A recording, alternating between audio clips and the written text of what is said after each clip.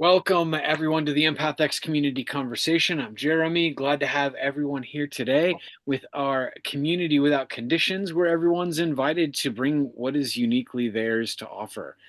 In normal fashion, we like to have a little 10-minute teaching piece at the beginning, and you can find the link every week at empathx.org, where you can also find the link to our Facebook group, a place to make a contribution if you feel so led, and also archives. We've been doing this for a year and a half, and so there's all these old videos of us and all these teachings and all this wonderful community there, but there's also a schedule you can find there as well.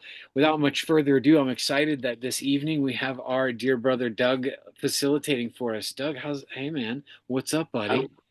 I'm, I'm glad to be alive, glad to be here. And I think the topic today is remarkably simple, and that is how expectation affects our lives.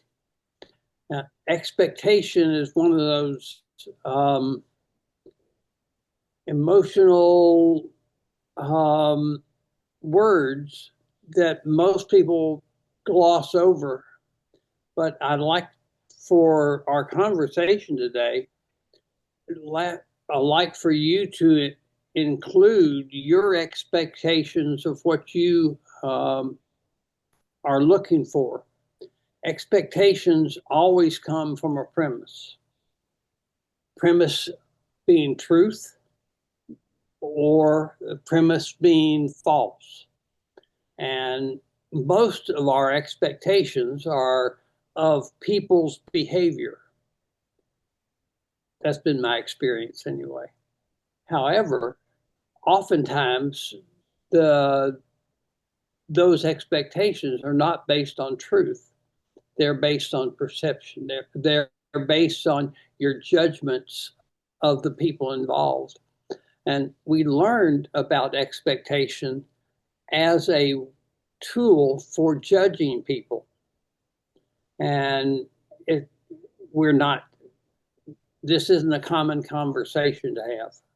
I'm trying to take something really simple in life, our expectations of what we expect to happen. And I'd like to put that in a place of opportunity for something different, because expectation is almost always an illusion. And expectation is actually one of the most used judgments that we exercise every single day.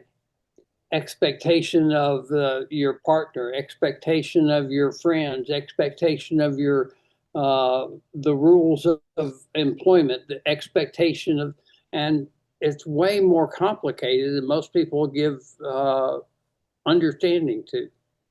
My reason for choosing expectation is just to take a simple topic and turn it into an observation opportunity. Expectation replaces observation in most people's lives. We're not observing what's unfolding. We are living through our expectation of what to expect based on our judgments.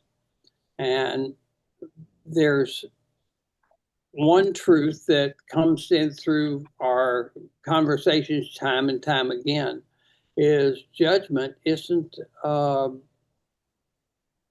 great wisdom. Judgment, as we fall back on, oftentimes is an exercise in self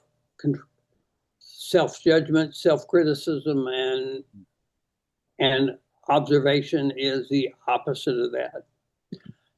All of the simplicity that I've, after 50 years of sharing information that's pretty simple in its nature, the fact is that if we judge less, we're going to love more. If we use our observation abilities, then we're going to find ourselves in higher vibration, in uh, higher success. And the opposite of that is to live with our judgments. And our judgments are the things that stand between you and the things that you really care for or want to bring into your life. Mm.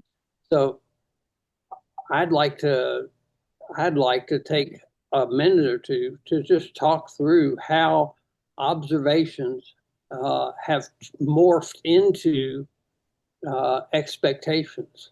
And is that a real thing? Is that a new idea? Is that a let's share if you would what your perception of expectation would be as a judgment.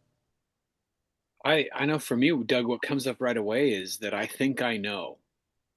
I think I know how they're going to be. I think I know how this is going to go. I think I know what's going to happen. Like, I already did that. I already tried that. Oh, like, I know the outcome's going to be the same as it was before. It's like I'm already sealing my fate before I even try.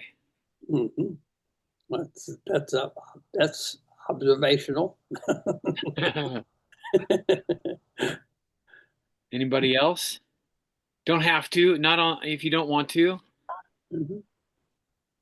When I hear expectation, it's like I'm expecting something, therefore I'm literally prejudging it. It's inherently prejudicial Mm-hmm.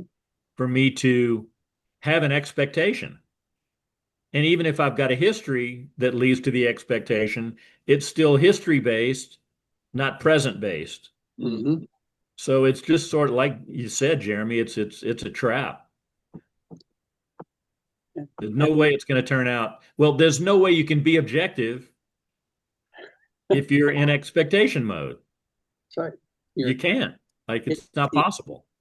it's the opposite of what we're striving for. And but it's so common that we have expectations that we include in our lives out of ignorance or just because we haven't thought it through. Mm. And the expectation uh, always leads to stress and chemistry, and because that's the nature of our being. When we hold a picture in mind, we translate that into words, but in truth, what we're holding is pictures. And pictures bring with them the reaction based on your experience. So, but it is the reaction, the subconscious reaction to the things that are in the field. That's what is standing in the way of simply being able to observe and step aside if somebody's getting into something. If you need to move, step aside. If you need to adjust. But most of the things we think are just judgments that are being held uh, based on expectations. And we have a simple word for it, expectations, but most people are unaware of how deeply affected they are by their own expectations of everything they do all day long. And so it's fun to bring it up as a topic of conversation just because it's uncommon. And also because there's great wealth to be gained from transitioning more of expectations into observations.